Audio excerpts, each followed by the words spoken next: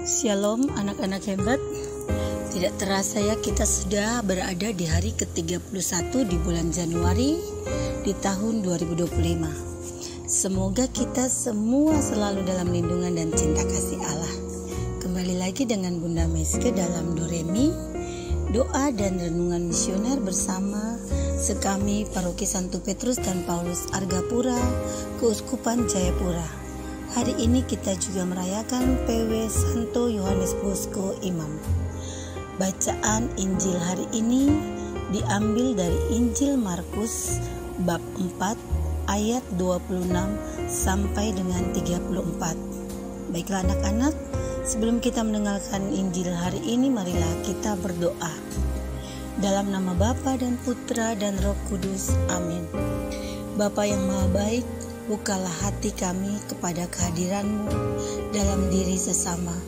Semoga dengan semangat yang sama seperti Santo Yohanes Bosco, kami juga belajar untuk memperhatikan kaum muda.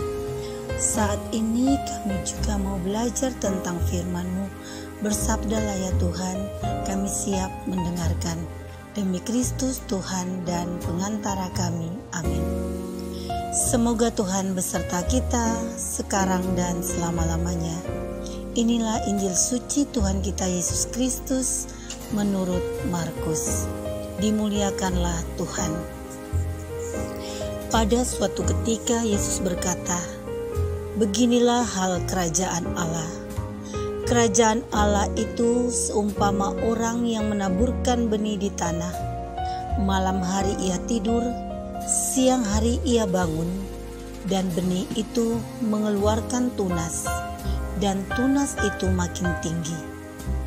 Bagaimana terjadinya orang itu tidak tahu. Bumi dengan sendirinya mengeluarkan buah, mula-mula tangkai, lalu bulir, kemudian butir-butir yang penuh isi pada bulir itu. Apabila buah itu sudah cukup masak, orang itu segera menyabit, sebab musim menuai sudah tiba." Yesus berkata lagi, "Dengan apa hendak kita membandingkan kerajaan Allah itu? Atau dengan perumpamaan manakah kita hendak menggambarkannya? Hal kerajaan itu seumpama biji sesawi yang ditaburkan di tanah.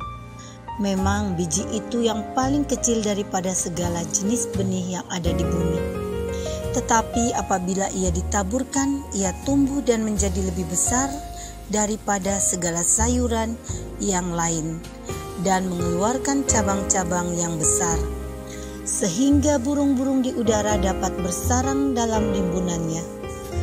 Dalam banyak perumpamaan semacam itu, Yesus memberitakan sabda kepada mereka sesuai dengan pengertian mereka. Dan tanpa perumpamaan, ia tidak berkata-kata kepada mereka. Tetapi kepada murid-muridnya, ia menguraikan segala sesuatu secara tersendiri. Demikianlah sabda Tuhan. Sahabat misioner yang dikasihi Tuhan, seorang petani hanya menanti karena tidak tahu apa yang terjadi sejak benih ditanam sampai berbuah. Itu gambaran tentang kerajaan Allah yang ditanamkan ke dalam diri orang-orang oleh Kristus. Melalui rahmat-Nya, kerajaan Allah secara misterius menyebar ke seluruh dunia dan menghasilkan tuaian. Kemudian Yesus menceritakan perumpamaan tentang biji sesawi. Bijinya sangat kecil, namun biji sesawi itu tumbuh menjadi pohon yang besar, sehingga burung-burung dapat membuat sarang di situ. Dengan cara serupa, gereja kerajaan Kristus di antara bumi dimulai dari kecil-kecilan lalu berkembang besar. Tidak banyak orang yang menjadi para pengikut Kristus yang setia pada masa hidupnya. Hanya ada beberapa orang rasul dan perempuan-perempuan yang setia melayaninya sejak dari Galilea. Dari awal nampaknya tidak ada apa-apa. Sekecil biji sesawi, namun gereja tumbuh berkembang seperti sebatang pohon yang besar dan rindang. Di bawah perlindungan dan naungan pohon inilah banyak perlindungan jiwa-jiwa. Cara-cara Allah seringkali merupakan suatu kejutan bagi kita. Dan yang kita butuhkan adalah iman, pengharapan, dan kasih.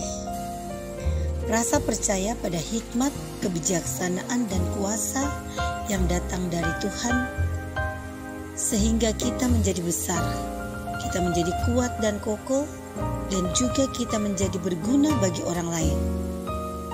Ketika kita berbicara sebagai manusia, maka gereja adalah sebuah mujizat yang berkaitan dengan karya-karya Allah. Apabila hanya mengandalkan upaya manusia saja, maka gereja pun tidak akan bertahan lama. Hal yang sama berlaku juga bagi kita. Sekali-kali kita pun membutuhkan lebih dari sekedar upaya manusia. Allah telah menjamin kita semua bahwa Dia telah siap untuk menolong kita, atau Dia siap dengan pertolongannya. Jadi, bersandarlah terus pada Tuhan, karena Dialah Allah, pencipta langit dan bumi. Dialah sandaran hidup kita. Seperti biji sesawi kecil tadi yang menjadi pohon besar dan tempat bersandar atau bertengger burung-burung di udara. Kita juga memerlukan sandaran yang betul-betul kuat, dan itu adalah Kristus Yesus Tuhan kita. Amin. Marilah kita berdoa, doa anak misioner. Tuhan Yesus, Engkau diutus Bapa menjadi berkat bagi dunia dan menjadi juru selamat bagi manusia.